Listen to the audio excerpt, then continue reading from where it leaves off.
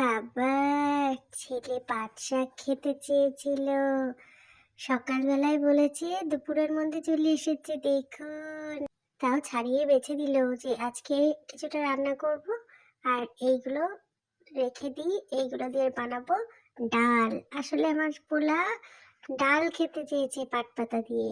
সকালেই বলছিল, ওরে বাবা, দুপুরবেলা দেখি তার বাবা বাড়ি আসার সময় পাট পাতা নিয়ে এসেছে 2 আটি। এইভাবে ফ্রিজে রেখে দিলে বেশ ভালোই থাকে পাতাগুলো। আর এই পাতাগুলো কি সুন্দর সবুজ, বর্ষার সময় মনে হয় এত সুন্দর পাতা পাওয়া যায় না।